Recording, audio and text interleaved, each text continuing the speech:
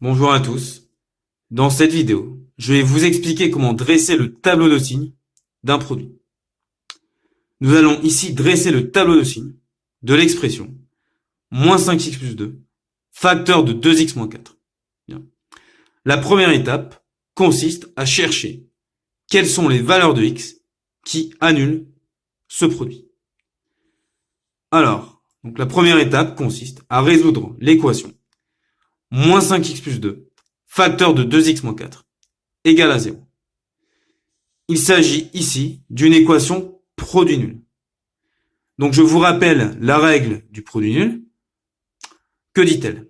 Alors cette règle dit qu'un produit de deux facteurs est nul si et seulement si l'un des deux facteurs est nul. C'est-à-dire que ceci vaut 0 si et seulement si moins 5x plus 2 vaut 0 ou alors 2x moins 4 vaut 0. Et nous obtenons donc deux petites équations à résoudre.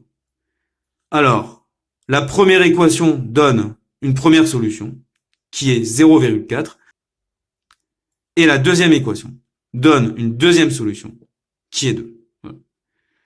Donc, notre équation ici admet deux solutions qui sont 0,4 et 2. C'est-à-dire que le produit s'annule deux fois. Une première fois quand x vaut 0,4 et une deuxième fois quand x vaut 2. Une fois la première étape terminée, d'accord, il n'y a plus qu'à, du coup, réaliser la deuxième étape, c'est-à-dire construire le tableau de signes. Sur la première ligne, d'accord, on indique les valeurs de x.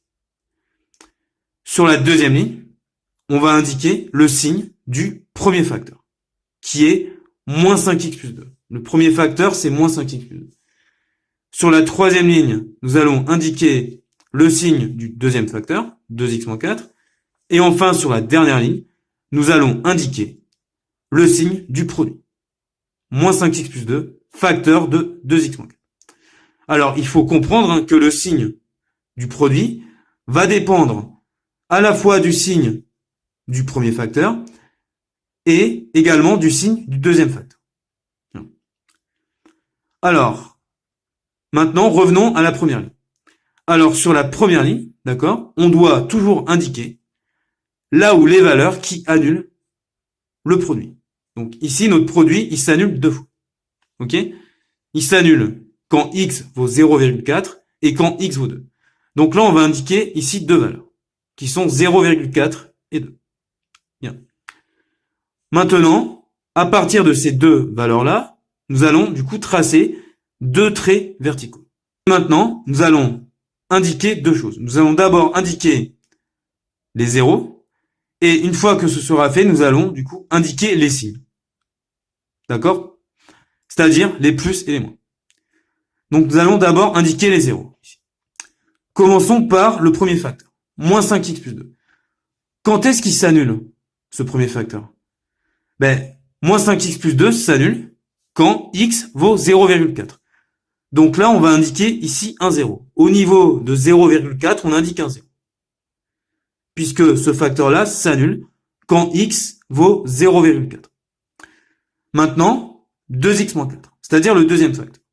Quand est-ce qu'il s'annule, ce deuxième facteur? Ce deuxième facteur s'annule quand x est égal à 2. Donc ici, nous allons du coup indiquer un 0. Et enfin, le produit, lui, s'annule deux fois.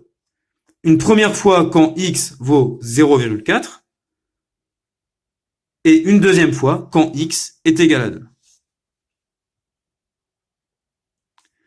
Donc là, nous avons maintenant placé les zéros. Il ne reste plus qu'à placer les signes, c'est-à-dire les plus et les moins. Commençons par le premier facteur. Moins 5x plus 2. Alors, il s'agit en fait ici de l'expression d'une fonction affine. Et graphiquement, d'accord, la représentation graphique d'une fonction affine est une droite. Une droite, ici, dont la pente, qui vaut moins 5, est strictement négative. Et comme la pente est strictement négative, cela signifie que, du coup, la droite va descendre. Il s'agit d'une droite descendante, ici. Alors, imaginez ici, par exemple, vous avez l'axe des abscisses.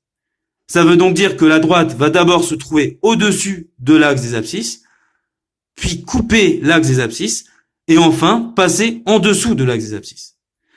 C'est-à-dire que les valeurs prises par cette fonction-là vont d'abord être au-dessus de 0, c'est-à-dire supérieures à 0, avant de s'annuler, puis de passer en dessous de 0. Donc les valeurs de la fonction vont d'abord être positives, puis négatives. Puisque la droite va d'abord se trouver au-dessus de 0, c'est-à-dire de l'axe des abscisses, puis en dessous de 0. Donc notre fonction ici va d'abord être positive, avant de s'annuler, puis de devenir négative. Donc plus, moins, moins. Voilà. Maintenant, deuxième facteur. Donc il s'agit encore d'une fonction infinie.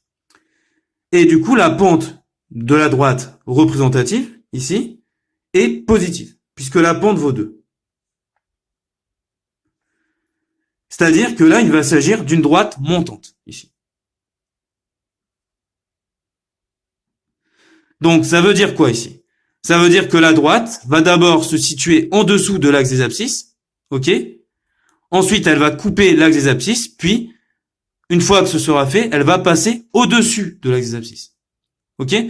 Donc, la droite va d'abord se trouver en dessous de 0, en dessous du niveau 0, avant de passer au-dessus du niveau 0.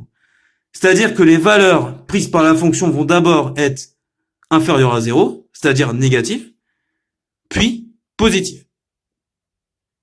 Donc ma fonction va d'abord être négative, avant de s'annuler, puis de devenir du coup positive. Donc la fonction ici est d'abord négative, puis s'annule, puis devient positive. Voilà.